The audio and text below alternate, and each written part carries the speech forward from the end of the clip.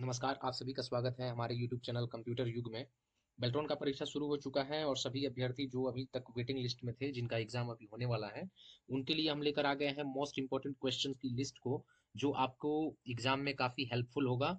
और इस क्वेश्चंस को अगर आप देख के तैयार करके जाते हैं तो ये पैटर्न्स काफ़ी मैचिंग भी है और बहुत से क्वेश्चंस भी मैचिंग हैं। तो आप इस वीडियो को मिस ना करें, जरूर देखें, अपने दोस्तों के साथ भी शेयर करें। और अगर क्वेश्चंस आपको समझ में आते हैं तो कमेंट बॉक्स में आंसर भी बताएं।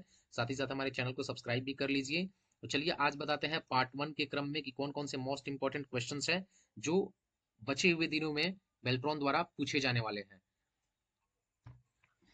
क्वेश्चन नंबर वन है, ई कॉमर्स वेबसाइट पर लोग क्या खरीदना पसंद करते हैं। ये इंटरनेट से रिलेटेड क्वेश्चन है और ऑप्शन देख लेते हैं। ऑप्शन ए है कपड़े, ऑप्शन बी है सीडी डीवीडी, ऑप्शन सी है इलेक्ट्रॉनिक डिवाइस या यंत्र, और ऑप्शन डी है इनमें से सभी। तो ई कॉमर्स साइट पर हम लोग क्या खरीदते हैं ये सबको पता भी होगा। इसका राइट आंसर हो जाएगा ऑप्शन डी, इनमें से सभी। क्योंकि ई कॉमर्स साइट पर हम लोग कपड़े भी खरीद सकते हैं, सीडी डीवीडी भी खरीद सकते हैं और इलेक्ट्रॉनिक डिवाइस भी आप खरीद सकते हैं। इसका correct answer option D. Question number two है, सीपीवी क्या है। यहाँ पर पूछ रहा है सीपीवी का फुल फॉर्म, और इसके ऑप्शन हम देख लेते हैं। ऑप्शन ए है cost per view, option B है cost post visible, option C है कॉस्ट पीस व्यू, या फिर इनमें से कोई नहीं। तो सही जवाब अगर आपको पता है तो आप कमेंट करके बता भी सकते हैं कि इसका राइट आंसर सीपीवी का फुल फॉर्म राइट क्या होगा। और इसका सही जवाब है option A, cost per view. Correct answer हो जाएगा option A, cost per view. देखिए आज के ये जो क्वेश्चंस हैं उस क्रम में सजाए हुए हैं जो जिस हिसाब से बेल्ट्रॉन एग्जाम में पूछे जा रहे हैं। तो मोस्ट इंपॉर्टेंट जो क्वेश्चंस है वो वीडियो के लास्ट में आप जरूर देखें, क्योंकि अंतिम में ही सभी क्वेश्चंस इंपॉर्टेंट है और यहाँ पर हर एक क्वेश्चन अपने आप में बहुत वैल्यूएबल है। तो आप वीडियो को मिस न करें अगर अभी तक आपका बेल्ट्रॉन परीक्षा बाकी है तो।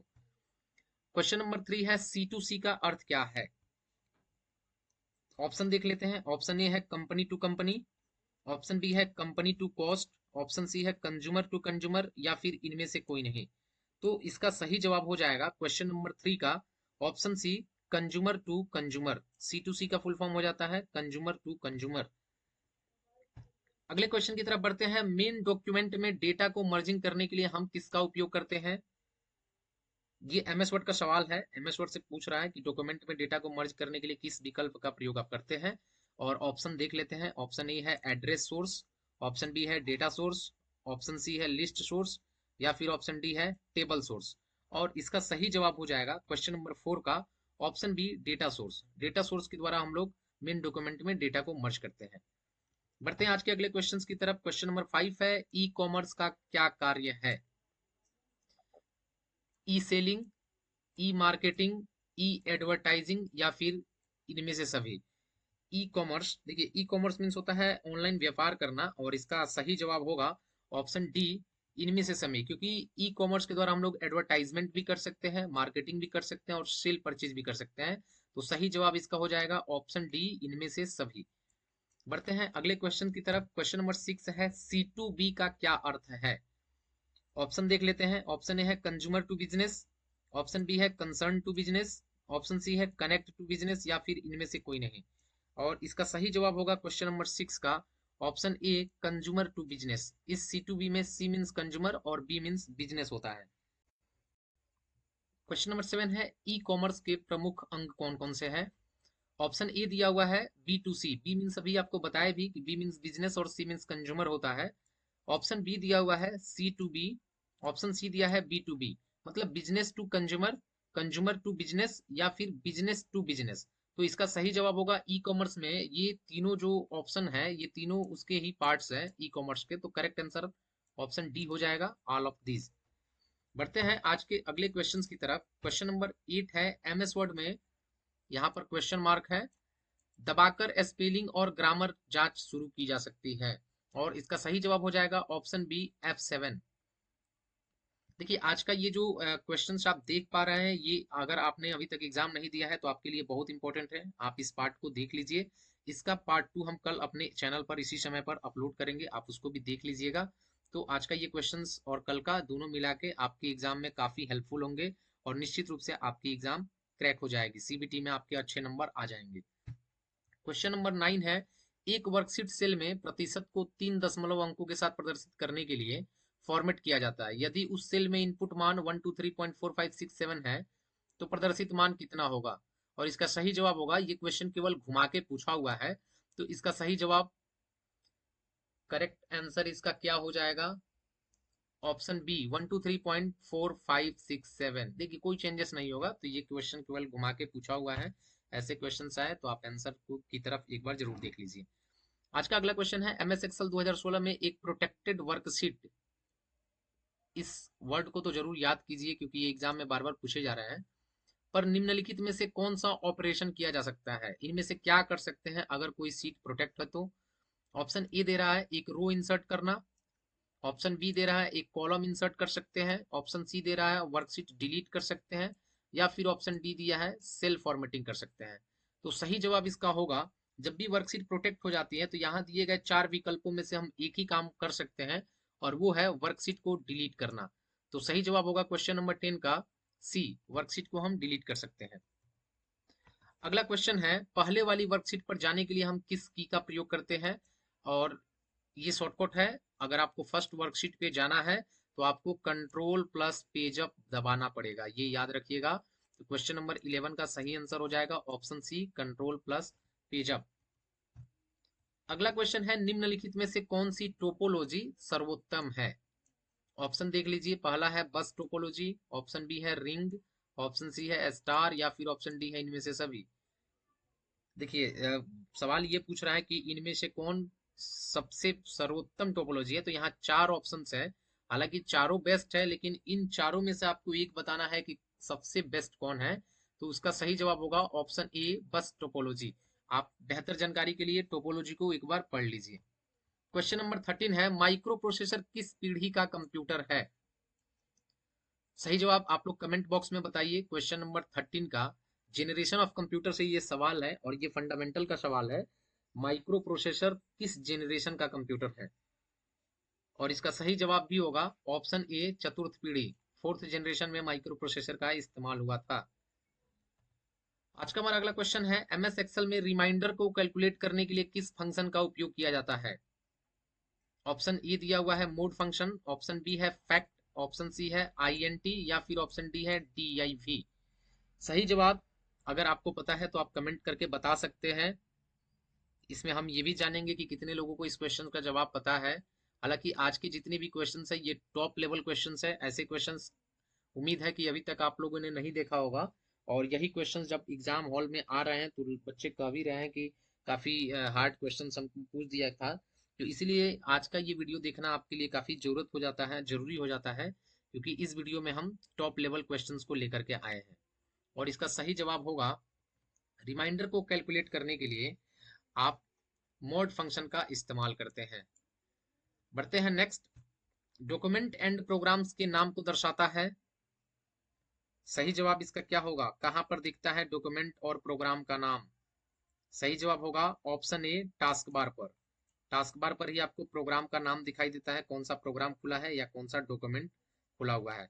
फाइल का नाम टाइटल बार पे दिखता है, तो यहाँ पर डॉक्यूमेंट और प्रोग्राम का नाम पूछ रहा है जो टास्क बार पे दिखाई देता है। बढ़ते हैं हम आज के अगले क्वेश्चंस की तरफ। क्वेश्चन नंबर 16 है, स्क्रीन के बैकग्राउंड को किस नाम से जाना जाता है? और बिना समय गवाए इसका right answer option D, desktop.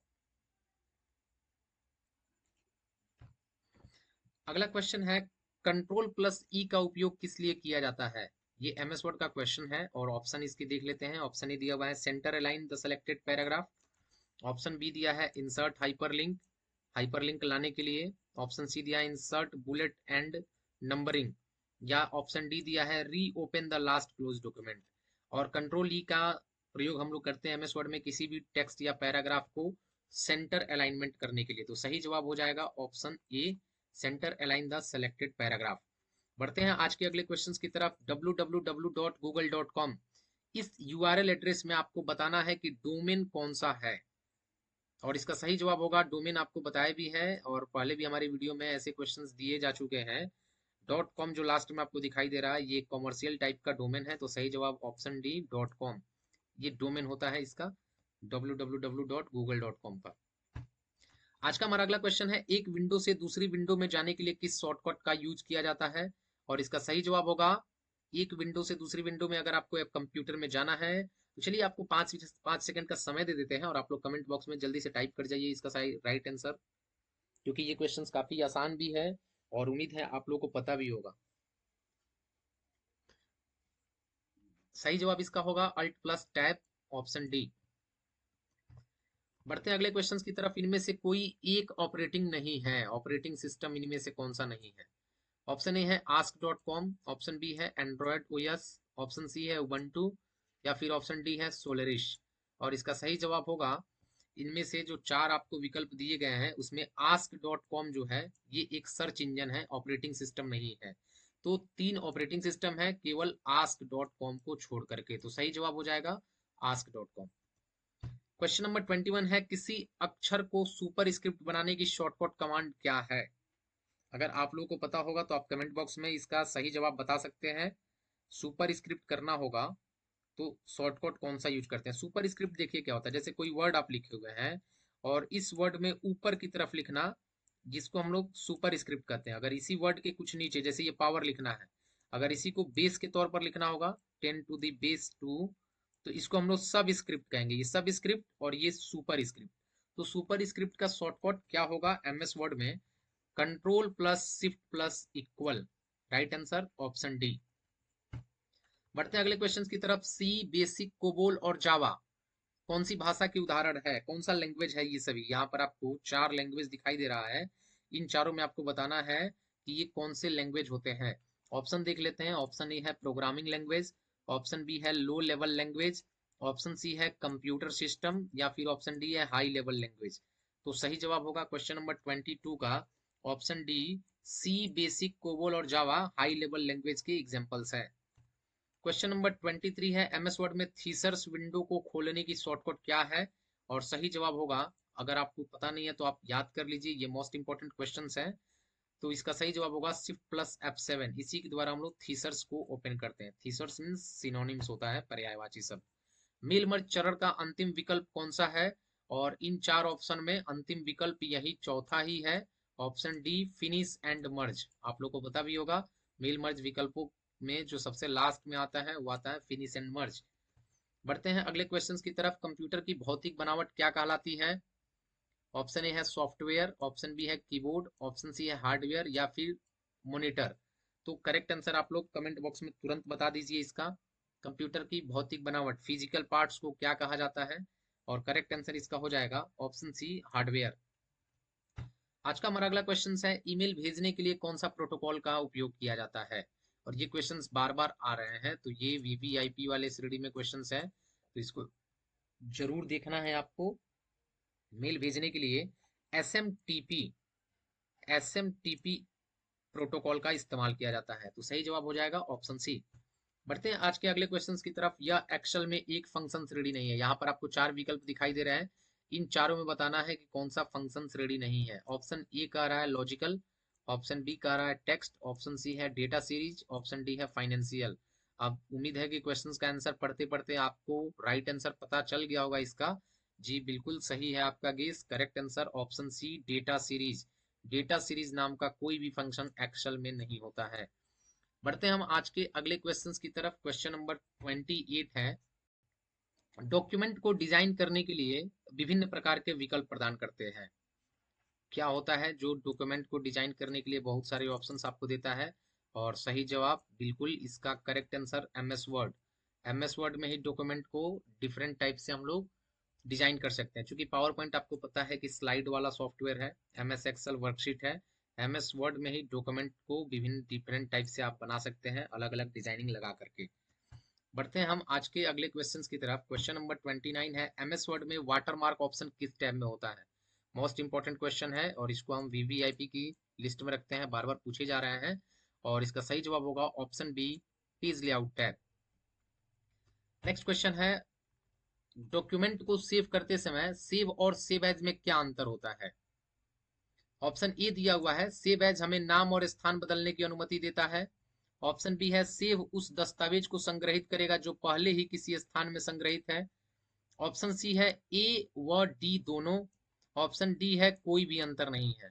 तो क्या ए और डी दोनों है? बिल्कुल नहीं। इसका करेक्ट आंसर ऑप्शन ए होगा, सेव एज हमें नाम और स्थान बदलने की अनुमति देता है। मतलब पहले से अगर कोई फाइल ऑलरेडी सेव की जा चुकी है तो उसका लोकेशन और नेम चेंज करके हम पुनः सेव एज के द्वारा उस फाइल को सेव कर सकते हैं। तो ये थे हमारे question number, most important questions की पार्ट 1, जो 30 क्वेश्चंस की लिस्ट थी। और नेक्स्ट 30 क्वेश्चंस आपको कल के वीडियो में हमारे इसी चैनल पर मिल जाएगा। तो अगर आप बेल्ट्रॉन का परीक्षा देने वाले हैं तो आप इस वीडियो को जरूर देख लें, सभी क्वेश्चंस के पैटर्न को समझ लें। हमारे चैनल पर पहले से भी बहुत सारे वीडियो मौजूद है, तो अगर आप बेल्ट्रॉन के अभ्यर्थी है तो आपके लिए ये चैनल मोस्ट इंपॉर्टेंट है। इसमें जाइए, हर एक वीडियो को आप देखिए। और बेल्ट्रॉन परीक्षा पास करने के लिए आप सभी को कंप्यूटर युग चैनल की तरफ से अग्रिम शुभकामनाएं। आप वीडियो को रेगुलर देखते रहिए। मिलते हैं अगले दिन एक नए वीडियो के साथ, तब तक के लिए आप सभी का बहुत बहुत धन्यवाद।